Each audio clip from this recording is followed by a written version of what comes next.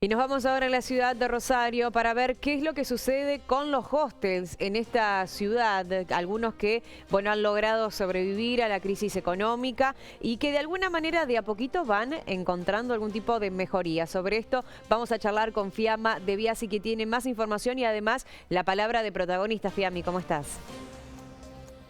Exactamente, Chechu. Bueno, retomamos el contacto porque es uno de nuestros títulos a desarrollar y tiene que ver con un sector que, como muchos, después de lo que ocurrió con la pandemia y afectados por diferentes factores que tienen que ver justamente con la realidad socioeconómica, bueno, estuvieron muy golpeados durante este último tiempo y, como muchos, siguen dando la batalla buscando algún que otro factor que sea positivo. Y eso es lo que está encontrando el rubro de los hostels en Rosario, pero no siempre fue así la historia. Si viajamos un poquito en el tiempo, hace un poquito más de 10 años, estaba en su época y en su pico más alto. Para poder hablar un poco del recorrido y el vínculo que tiene, que es extraordinario realmente, entre la hostelería y Rosario, lo tengo al titular de la Cámara Rosarina de Hostels, que es Leo Gavenara. Bueno, Leo, muchísimas gracias por tu tiempo. Buenas noches, ¿cómo estás? ¿Cómo te va? ¿Todo bien? Bueno, gracias por recibirnos acá. Preguntarte un poco, antes de hablar de la actualidad y de lo que muchos sabemos, porque se da pelea para poder sostener lugares como estos,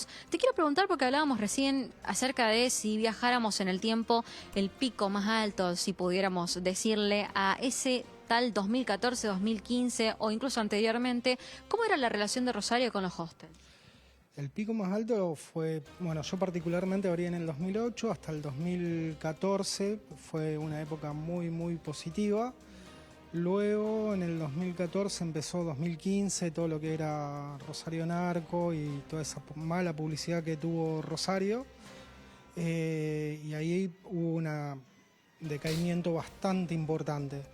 Previo a eso venía muchísima gente, tanto internacionales como nacionales, convocados, turismo joven, muy enfocado, venían de ocio, a pasar los fines de semana, mucho boliche. En ese momento Madame era furor a nivel nacional, diría yo, y venían especialmente para ese tipo de actividades, despedidas, cumpleaños. Y bueno, eso se fue perdiendo cuando empezó lo de Rosario Narco. Ahí tuvimos, bueno, una merma en la cantidad de hostels que había en Rosario, muchos no pudieron sostenerlos y después se vino la pandemia, ya después, varios años después. Una sucesión de varios eventos que fueron... Factores. Además, lo que tiene el turismo, que es muy vulnerable a cualquier factor exógeno, cualquier tipo de factor exógeno influye. Supongamos, hay palometa en el río, baja la demanda en Rosario. Es increíble, pero cualquier cosa chiquitita, llueve. La otra vez llovió en Buenos Aires y también tuvimos problemas porque la ruta no se podía transitar. Bueno, te quiero preguntar un poco sobre tal vez lo que atrae el turismo un poco extranjero, porque nosotros entre Rosario, en la provincia de Santa Fe y capaz que en toda la Argentina estamos acostumbrados de encontrarnos de diferentes provincias y de tomar contacto, compartimos las mismas costumbres en su mayoría, pero en aquel momento entonces también un gran factor era la cantidad de gente que venía a nivel internacional. Sí, venía bastante gente internacional, era como que estaba dentro de una ruta, digamos, que la gente llegaba a Buenos Aires, pasaba 2 o 3 días en Rosario y continuaba o hacia el norte o hacia el sur. Esa era básicamente la ruta que solían hacer. Eso se fue perdiendo porque llegaban a Buenos Aires y el tema de la inseguridad, no viajes a Rosario porque está complicado.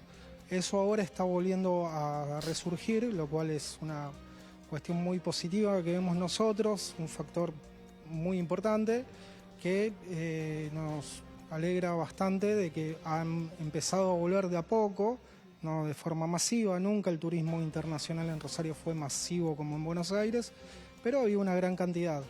Y bueno, eso está empezando a resurgir de a poco. También el turismo de ocio está resurgiendo y a eso le sumamos que hay muchos eventos, congresos, recitales. Hay una actividad, una movida cultural deportiva en Rosario que es bastante importante, que va, digamos, apalancada por toda la actividad que genera la municipalidad. O sea, la municipalidad está apostando a eso. Y bueno, nosotros, igual que cualquier otro alojamiento, nos vemos beneficiados, participamos. Y bueno, hoy por hoy ese es un poco el panorama. ¿Principalmente pensás que esta manera en la que se está reapuntando tiene que ver un poco con la seguridad o es un combo de todas las cosas? No, por supuesto, la seguridad es lo principal.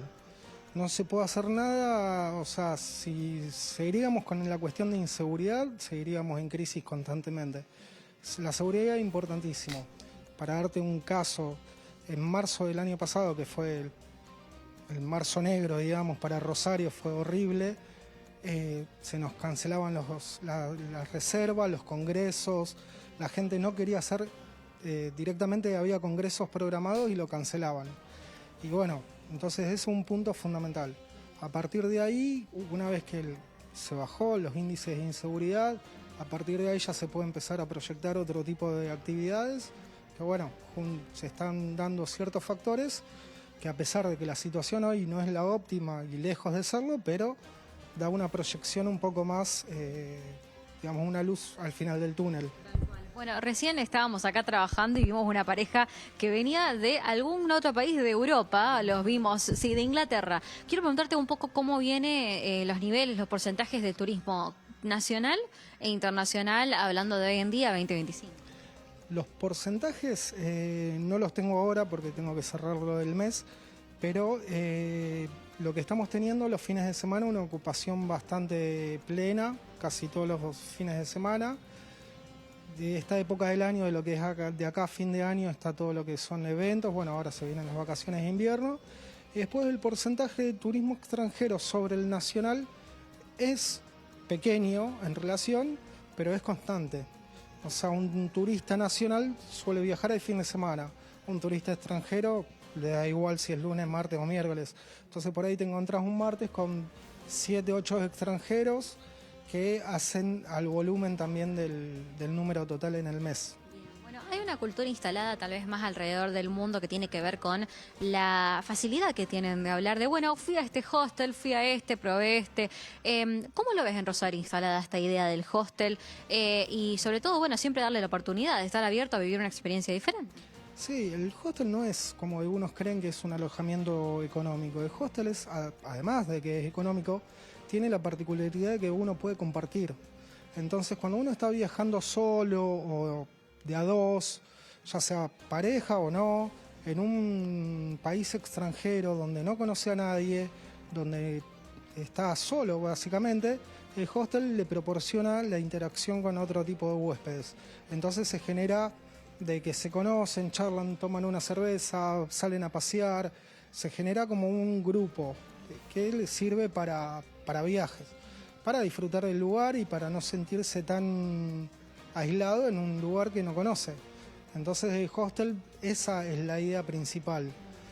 Después, sí, es un alojamiento económico porque uno tiene la posibilidad de abonar una cama en vez de una habitación completa, pero también está la habitación, digamos, privada para parejas y todos los servicios, bastante parecido a lo que es un hotel.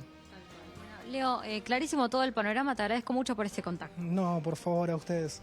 Escuchábamos, Chechu, al titular de la Cámara Rosarina de Hostelería.